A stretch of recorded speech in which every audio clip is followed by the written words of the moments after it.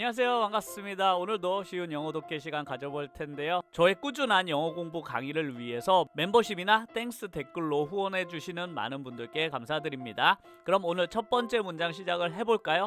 첫 번째 문장의 주어는 all of my friends입니다. all of my friends. 그냥 friends 하면 친구들인데요. 앞에 all of가 붙어서 모든이란 뜻을 추가해줬습니다. 그래서 모든 나의 친구들은 이 주어가 되겠네요. 그래서 내 친구들 모두는 are busy.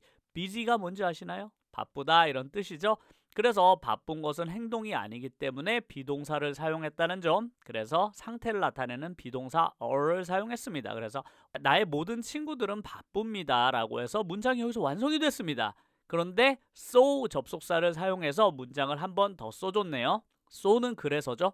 그래서 I'm going to 나는 갈 거라고 합니다. 어디로 가냐면 to the museum. museum 아시죠? 박물관. 근데 박물관에 어떻게 가냐면 alone. 혼자서 갈 거라고 하네요. 이 문장은 우리가 지난 시간에도 많이 보아왔었던 접속사를 통해서 문장을 한 번 더 써준 아주 전형적인 문장인데요. 이 문장 속에서는 요 I'm going to 요 부분 한번 봐주시면 좋을 것 같습니다. 보통 비동사에다가 이렇게 ing를 붙이면 우리가 진행형이라고 해서 내가 지금 이 행동을 하고 있는 중이야 라고 해석하시는 분들이 많잖아요. 그런데 종종 비동사에다가 이렇게 ing를 붙였을 때는 아주 가까운 미래를 나타내는 표현에도 쓰입니다. 그래서 나는 뮤지엄에 갈 거야 라고 내가 좀 이따 할 행동을 이렇게 진행형으로 표현해주는 방식도 있으니까요. 이런 것도 함께 알아주시면 좋을 것 같습니다. 그럼 두 번째 문장 살펴볼까요? 자, 이번 문장의 주어도 역시나 I네요. I'm going to. 방금 전에 봤었던 I'm going과는 조금 다르게 to 다음에 동사가 왔습니다. 이거 아주 중요합니다. to 다음에 장소가 오면 나는 그 장소로 가는 중이야 이런 뜻이잖아요. 그런데 지금 to 다음에 동사가 왔습니다.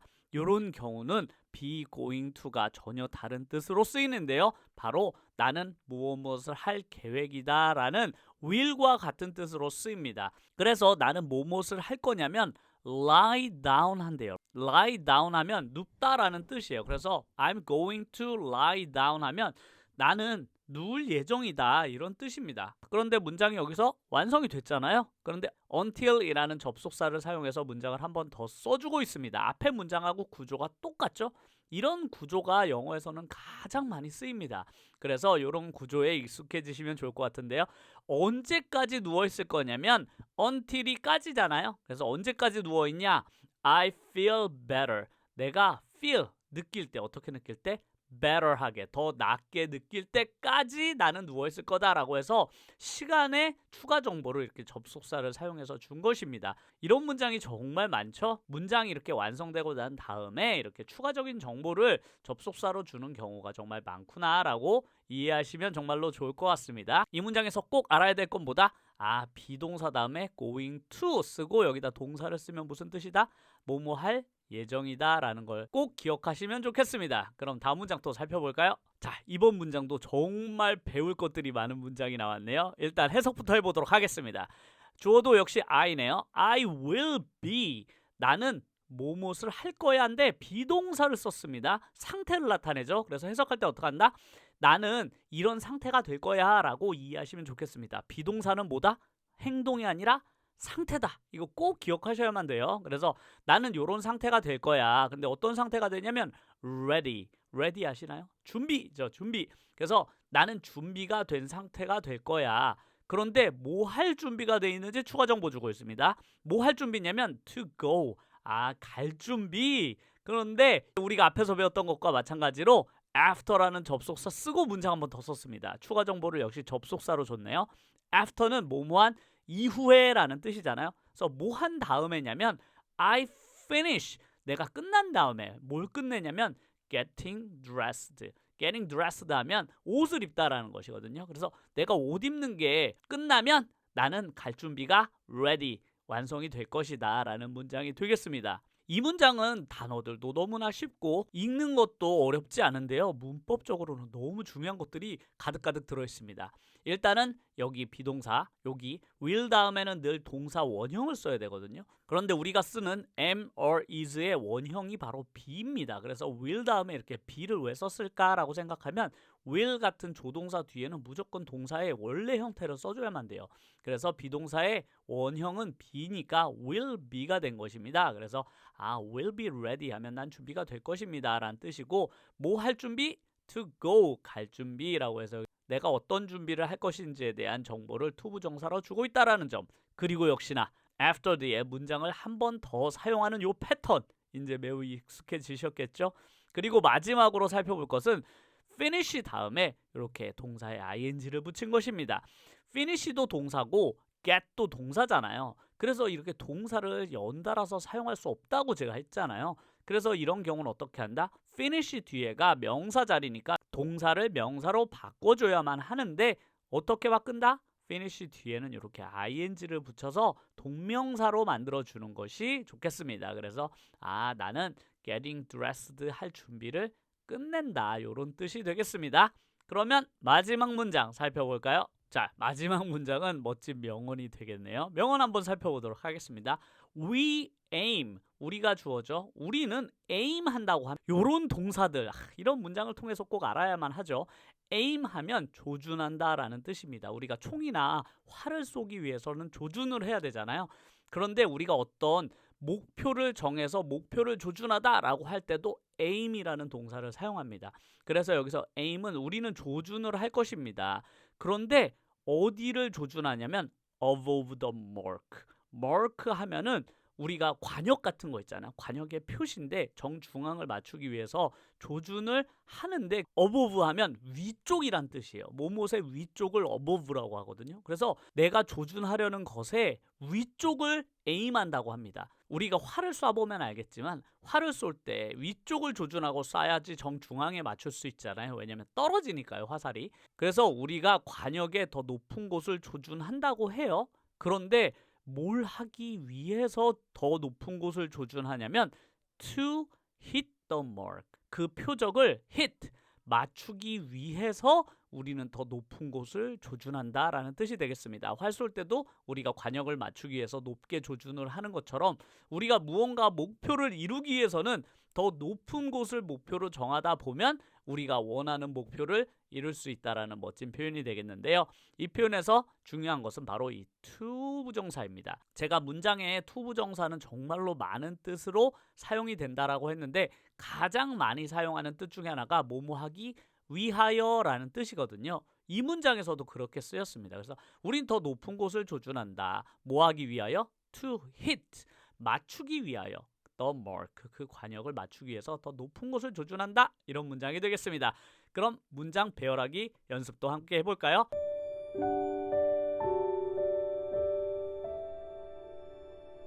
자, 지난 시간에 이어서 이번 시간에도 의문사를 활용해서 질문하는 방법을 해볼 텐데요. 제가 늘 강조했듯이 배운 것은 반복해서 연습을 해야만 나의 것이 되거든요. 그래서 오늘도 의문사를 활용한 질문을 만들어 보기 연습을 할 텐데요. 오늘은 두 번째 시간으로 의문사의 업그레이드 버전 강의를 한번 해보도록 하겠습니다. 일단 이런 질문을 하고 싶은 거예요. 당신은 몇 시에 아침을 먹습니까? 라고 질문하고 싶어요. 너무 간단한 질문이죠.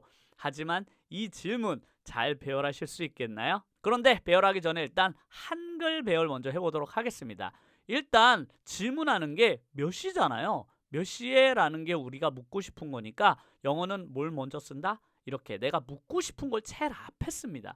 몇 시에 그 다음 주어를 쓰죠. 당신은 주어 다음 영어는 뭐죠? 늘 행동이죠. 먹습니까? 마지막으로 무엇을 먹는지 이야기해 주면 되죠. 아침을 이렇게 써주면 완성이 되겠습니다. 그래서 몇 시에 당신은 먹습니까? 아침을 하면 영어식 배열이 되겠는데요. 요 순서대로 영어 문장을 써보면 우리가 몇 시에 라는 것을 질문을 해야 되잖아요. 그래서 몇 시에 라고 질문하는 걸 영어로 뭐라고 하시는 줄 아시나요? 영어로는 what을 쓰고 우리가 뒤에다가 뭘 쓰면 time을 쓰게 되면 몇 시라는 질문이 되잖아요. 우리가 정말로 몇 시라는 표현에 what time이라는 것을 그동안 정말 많이 배워왔고 우리에게도 익숙해요. 하지만 영어를 배우시는 분들이 잘 모르시는 게 뭐냐면 질문을 영어는 단어를 조합해서 만들 수 있다라는 점입니다. 우리가 지난 시간에 what은 뭐라고 배웠죠? 그냥 무엇이라는 걸 질문할 때 배웠잖아요. 무엇을 당신은 원합니까? 라고 할 때 그냥 what do you want? 라고 했듯이 what은 그냥 무엇이라고만 알고 계시는 분들이 많은데요. 이 what이라는 단어가 이렇게 time이라는 단어랑 결합을 하게 되면 무엇이라는 뜻이 아니라 몇 시라는 질문으로 변형이 되게 됩니다. 이렇게 내가 묻고 싶은 것을 더 구체적으로 묻기 위해서 의문사와 다른 단어를 결합해서 물어보는 경우가 영어는 많거든요. 그렇기 때문에 내가 묻고 싶은 것을 일단 결합하고 나서 질문을 만들어내시면 돼요. 그게 되게 중요합니다. 그래서 내가 묻고 싶은 건 시간이라서 what time을 결합시켰잖아요. 그 다음에 이제 우리가 늘 하던 질문의 방식, 뭐다? 행동을 질문할 때는 do를 앞에 써주는 거죠. 그래서 what time? do. 그 다음 주어죠. do you? 그 다음 동사죠. have. 먹다. 먹다라는 게 eat도 있지만 식사를 먹다라고 할 땐 have를 씁니다. 그리고 무엇을 먹냐? 아침. breakfast를 맨 마지막에 이렇게 써주시면 문장이 완성이 됩니다. 그래서 what time do you have breakfast? 하면 몇 시에 당신은 아침을 먹습니까? 라는 질문이 완성이 된 것이죠. 중요한 건 무엇이다? 우리는 그전에 what만 사용했지만 이렇게 what time 두 단어가 결합해서 질문할 수도 있더라. 그 다음에 우리가 늘 질문하는 방식 있죠? do나 does를 앞에 쓰고 이런 식으로 질문하는 걸 완성시키시면 됩니다. 중요한 건 뭐다? 이렇게 결합이 가능하다. 그럼 두 번째 질문도 한번 해볼까요? 자, 두 번째 질문은 이런 질문입니다. 당신은 아침에 얼마나 많은 물을 마시나요? 라는 질문을 하고 싶은 거예요. 우리가 일상적으로 이런 질문을 할 수 있잖아요. 그런데 이런 것들을 질문할 때 어떻게 질문해야 되지라고 얼어버리는 경우가 있습니다. 이런 훈련이 많이 되어 있지 않기 때문에 그렇거든요. 그러면 어떻게 질문해야 되는지 한번 해보도록 하겠습니다. 일단 내가 묻고 싶은 게 무엇인지부터 판단해야 돼요. 내가 묻고 싶은 게 뭐죠? 얼마나가 아니죠. 얼마나 많은 것도 아니죠. 얼마나 많은 물을 묻고 싶은 거예요. 얼마나 많은 물이 내가 원하는 질문입니다. 얼마나 많은 물을 당신은 마시나요? 이거잖아요. 우리가 원하는 건. 그래서 얼마나 많은 물을 당신은 마시나요? 언제? 아침에. 요렇게 배열하시면 일단 한글 배열은 마쳤습니다. 그래서 내가 묻고 싶은 것이 얼마나도 아니고 얼마나 많은도 아니고 얼마나 많은 물을 내가 묻고 싶은 거예요. 내가 묻고 싶은 게 더 구체적이 됐죠. 이렇게 우리말도 결합합니다. 그러면 영어도 당연히 내가 구체적으로 묻고 싶은 것을 일단 완성시켜야만 되겠네요. 얼마나 많은 물을 완성시켜 보겠습니다. 얼마나 많은이란 뜻은 how much를 사용합니다. how much라고 하면 얼마나 많은. 그 다음에 물이잖아요. 내가 원하는 건 물. 그래서 how much water 하면 얼마나 많은 물까지 완성을 한 거예요. 아, 이제 내가 묻고 싶은 게 완성이 됐죠. 이렇게 완성시켜 놓은 다음에 우리가 늘상 하던 질문의 형태 뭐부터 쓴다? 행동은 do부터 쓰는 거죠. 그리고 주어 do you? 그 다음 행동 어딨죠? drink 물을 마시다. 마시나요? 언제? 아침에. 아침은 뭐다? in the morning이 되겠죠. 그래서 in the morning 아침에. 그래서 내가 묻고 싶은 것이 무엇이다? how도 아니라 how much도 아니라 how much water가 내가 원하는 질문인 것이었어요. 그래서 내가 질문하려고 하는 것을 완성시켜 놓은 다음에 그 뒤에 질문을 이어가야만 됩니다. 영어는. 그래서 내가 묻고 싶은 건 how도 아니라 how much도 아니라 how much water니까 how much water를 완성시켜 놓고 이제 우리가 일상적으로 질문하는 거 있잖아요. Do you drink in the morning? 이렇게 하시면 돼요. 그래서 이런 점들이 우리가 영어를 말할 때 우리가 머릿속으로 먼저 빨리빨리 판단을 해야 되는 거예요. 내가 상대방한테 질문하려는 게 뭐지를 떠올리면 그거부터 완성을 먼저 시켜야만 합니다. 그것부터 먼저 익숙하게 만드는 게 되게 중요해요. 이런 식의 영어 질문을 많이 만들어 놓는 연습을 많이 하시면 좋겠습니다.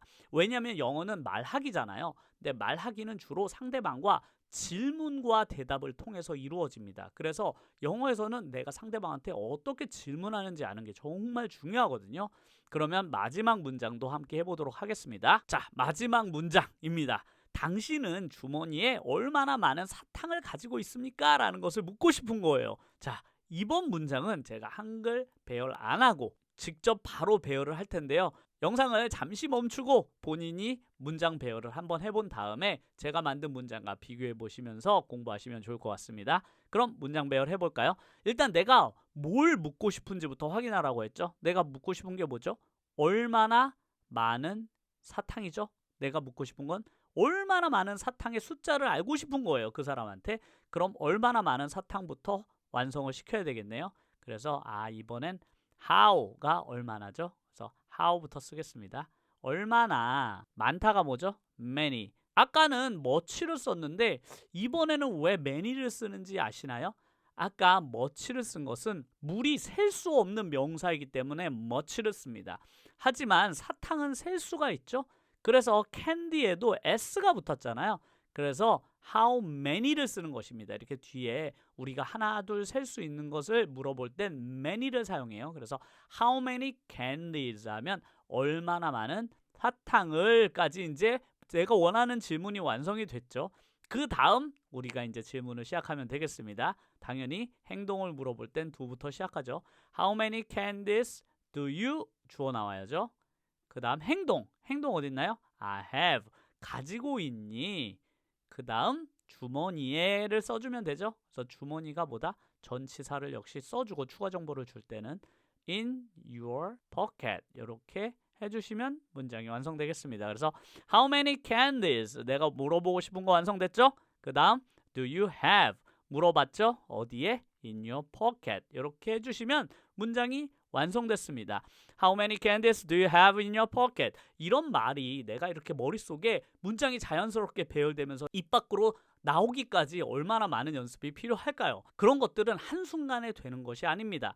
영어를 읽을 때는 쉽지만 내가 직접 말을 하려고 할 때는 정말로 많은 이런 연습들이 반복이 돼야만 나 스스로 문장을 만들어낼 수가 있거든요. 앞으로도 저와 함께 공부 열심히 해주시면 감사드리겠습니다. 그동안 영어 공부 많이 해보셨겠지만 이런 영어 공부 방식으로 공부하신 분들이 많지 않을 거라 저는 생각을 합니다. 하지만 해보셔서 아시겠지만 이런 공부 방식은 아주 효율적이고 매우 도움이 되거든요. 그러니까 제 영어 공부가 정말로 도움이 되었다라고 하시면 꼭 구독과 좋아요 눌러주시고 주변에도 소문 많이 내어주시고요. 저의 꾸준한 수업을 위해서 멤버십이나 혹은 땡스로 후원해주시면 정말로 감사드리겠습니다. 그럼 다음 영상에서 뵙겠습니다. 감사합니다.